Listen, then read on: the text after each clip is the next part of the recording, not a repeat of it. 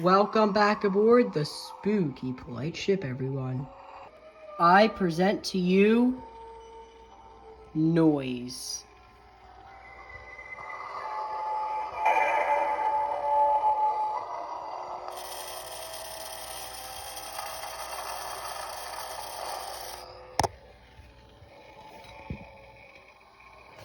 But behind all this noise is a pretty rich... Shut up. I can't believe I just told a Halloween house to shut up. What am I doing with my life? But behind all this noise is a pretty rich history. Today I'm talking about the history of my mom's village and some pretty interesting facts as well. So I guess we'll begin with the three main houses, starting with Dr. Tingle's laboratory.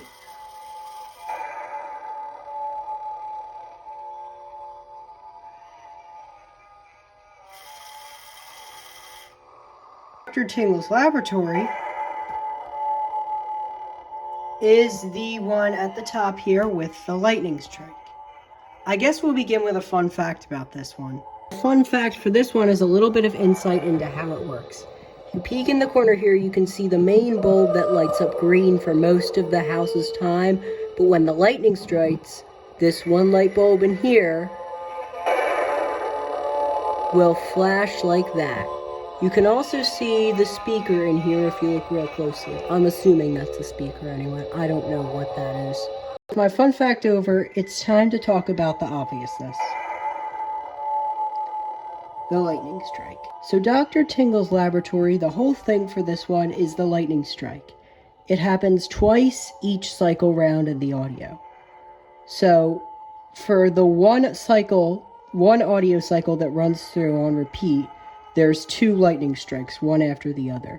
There's also a couple wolf howls in between them and like wind gusts you can hear, as well as the music. Here's lightning strike number 1.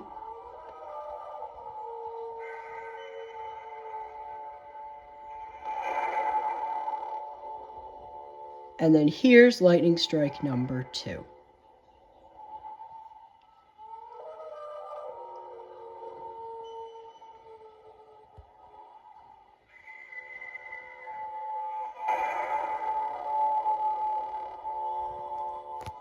So, those are the lightning strikes. Other than the lightning strikes when all the windows lit up, most of them are just usually green inside. Although for some reason these 3 windows aren't lit up. I'm assuming that's because they're beyond the reach of the light, but if you look inside, you can see the light reaches up to this window here, so I'm not quite sure. Also, if you look inside, for some reason, you can just kind of see the chain dangling down from this thing. And every time the lightning strikes, as I said earlier, all the windows light up just white. And then they flash for a little bit before going back to the regular eerie green color, as you can see here.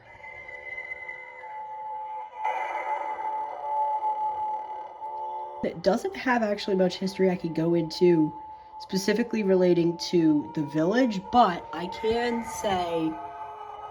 what I can say about this one is there's a lot of stuff that used to be on the top of here that broke off. A bunch of small pieces.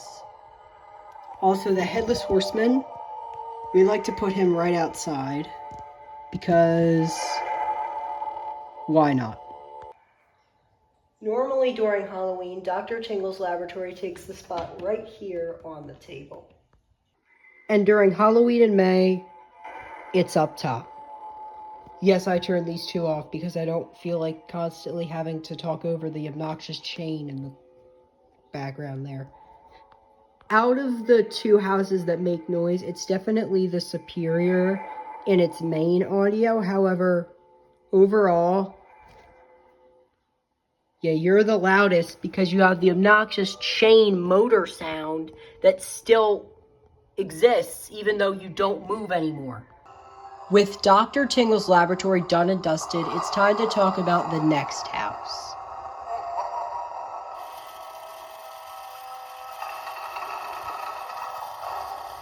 Dracula's castle, although currently more like the Grim Reaper's castle because, well, we'll get to that. So right off the bat, you would assume that nothing really moves here. Well, you'd be wrong. Well, currently nothing moves, but it used to. That is the sound of a motor trying to work, but failing miserably. During Halloween, normally Dracula's castle will take the spot directly in the middle where the Sensi currently is. Out of all of them, Dracula's castle has the most backstory because it's the most broken out of the three.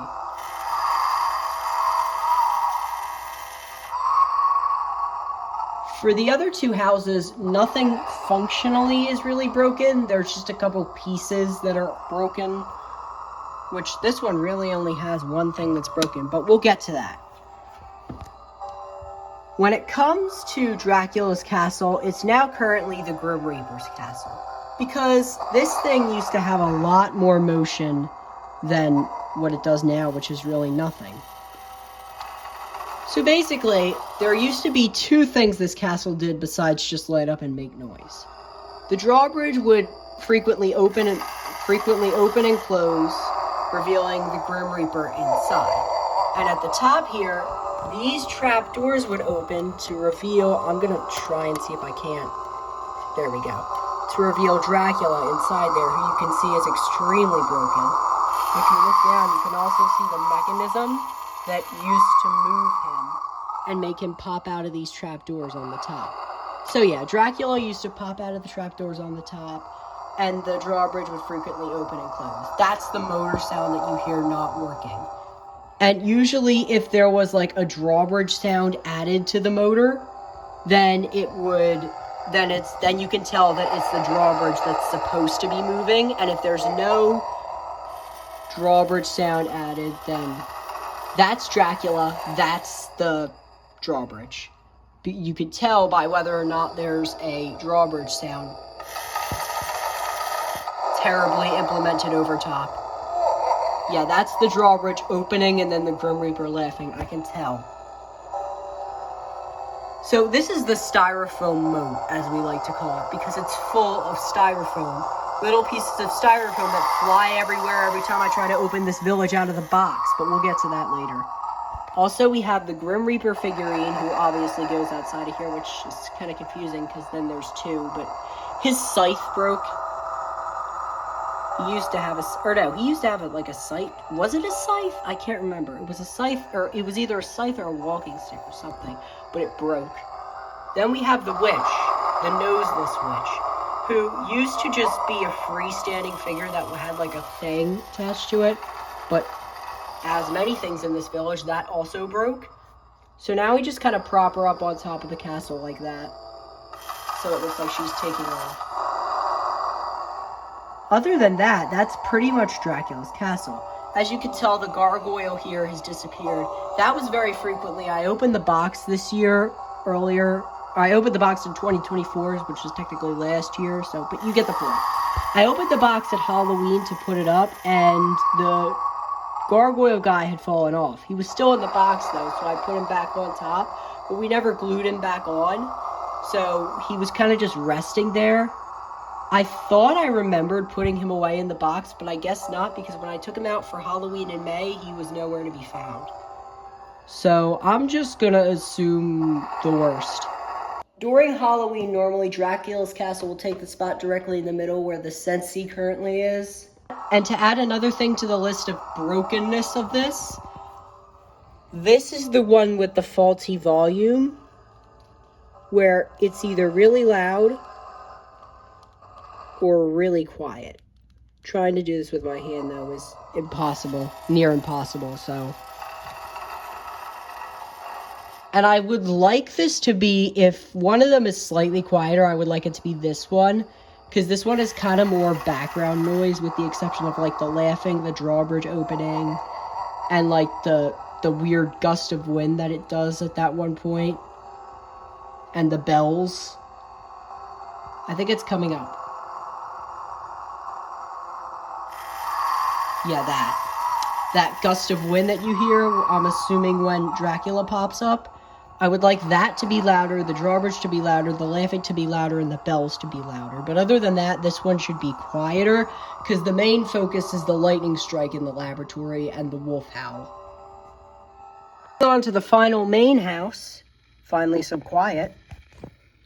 The manor. It's someone's manor, but I forget whose. I know there's a name here, but I forget whose manor it is.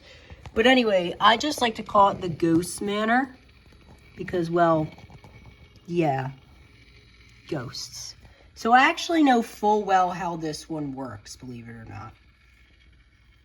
So technically I know how all three work now because, but you get it.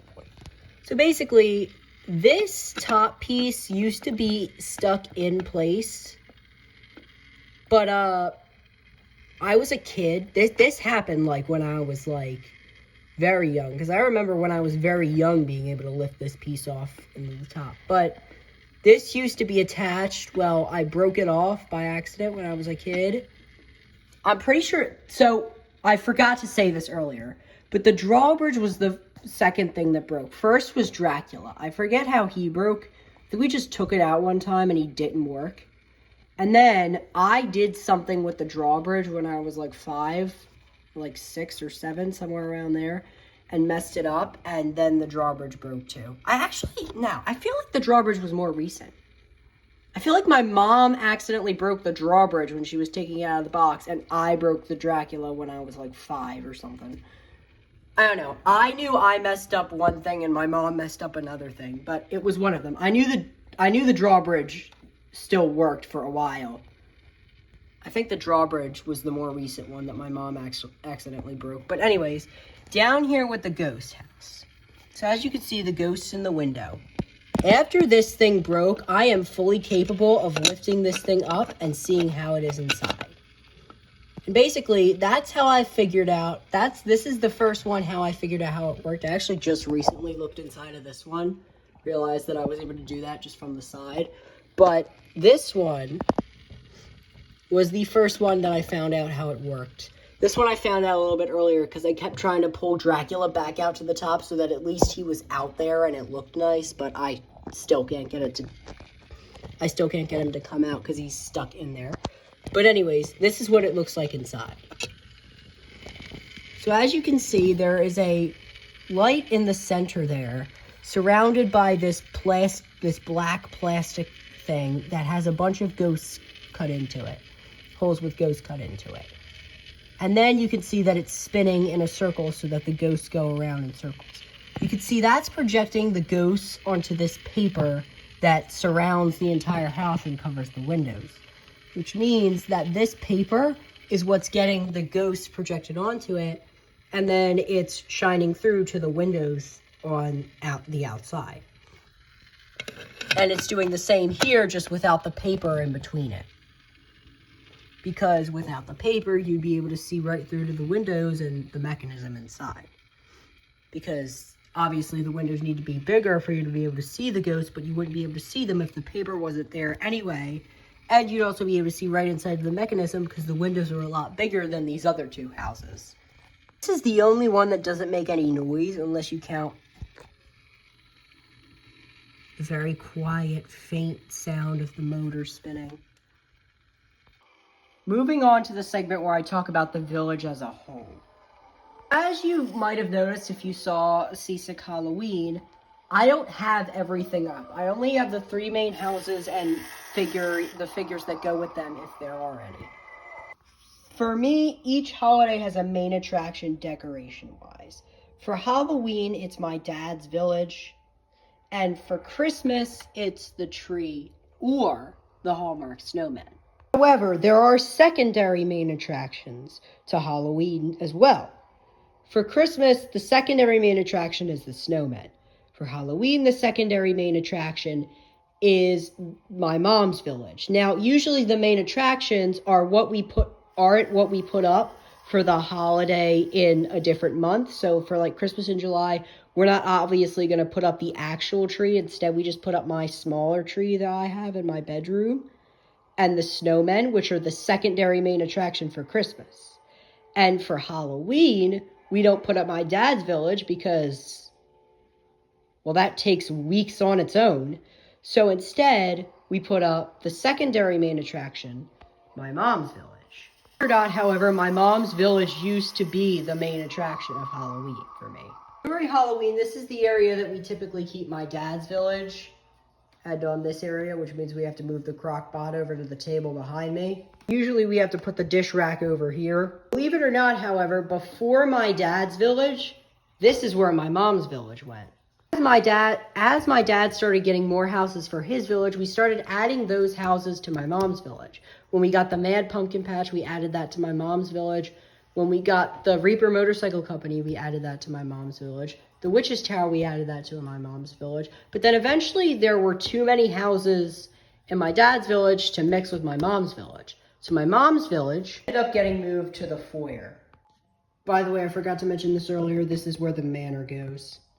However, despite the fact that there's only 3 main houses in this village, along with a couple extra smaller things, and for some reason, the 3 main houses are all able to fit on these small shelves, which is something I did not expect when I put them up.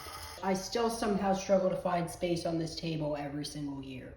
This is mostly due to the fact that there are a ton of extra smaller things that we don't have up right now, because I didn't feel like it, and we only have 3 spaces on here. Here's a look at what the setup looks like in case you missed a Seasick Halloween. Basically, as I said earlier, the Dracula Castle goes in the middle, the laboratory goes on the end, and the ghost house goes on the other end. Then we have a couple smaller things that I didn't put up.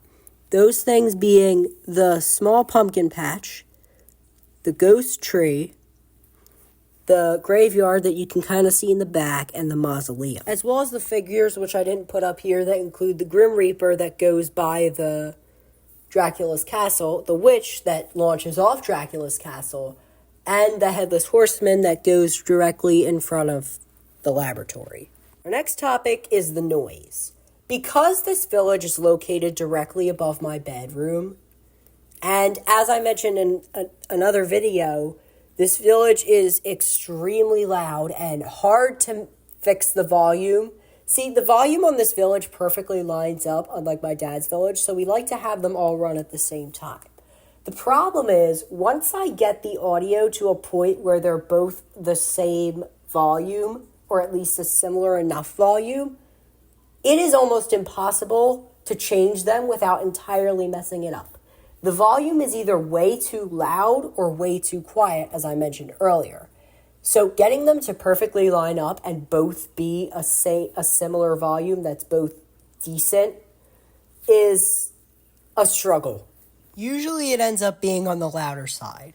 And because my bedroom, the entrance to my bedroom is located right outside the foyer outlook,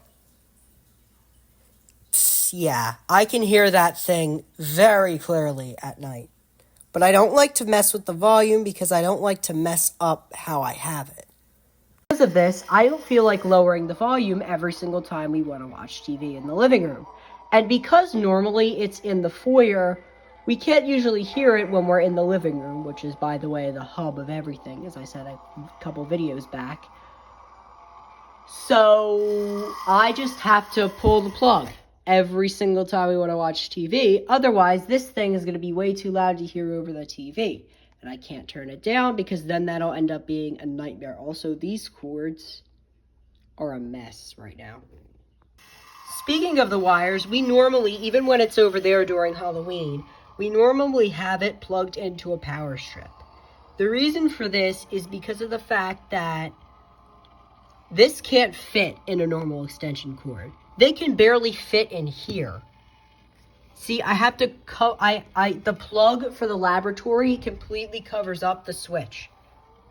So every time I want to turn it on and off, I just have to pull the plug out of there to turn it off and then push it back in again. Otherwise, I'd be unplugging and replugging in this thing constantly, and I don't feel like doing that because why not? Normally we use a different one, but it's white and it has obnoxious electrical tape on it that we never removed for some reason and used at some point apparently. And this already looks hideous enough. So I think you get where I'm going with this. When we're in the foyer, we can easily cover that up by just putting it under the table where we normally do. And then obviously the black tarp that we have on the ground during Halloween will cover up a little bit of this too, so you won't even see the wires going down that much. Plus we have 2 pumpkins here and some weird bowl guy in the middle that also cover it up. On the other hand, when we're over here, we can't use a black tarp because there's only one black tarp and there's 3 different levels. Plus, it's way too big to go down even one of these shelves without completely draping down onto the level below, completely covering everything. Plus, how is that going to help over here? That might just make it worse. Time to talk about the ghost tree in the mausoleum, which obviously I can't have up right now because we don't have any room for it. Basically, the ghost tree and the mausoleum used to both light up. They both kind of just lit up the same sickly green that these two do. Well, with the exception of the thunder and the lightning. But basically, the same color, around the same green color as these two. Both the mausoleum and the tree used to light up. The tree used to light up in like the little alcove it has in the center. The mausoleum just used to light up at all the windows. However, the mausoleum, the wire that connected to the battery pack, yes, there's a cut there. I didn't realize my phone was 1%. As I was saying, the wire connecting the mausoleum to the battery pack snapped. I don't even want to remember how that happened.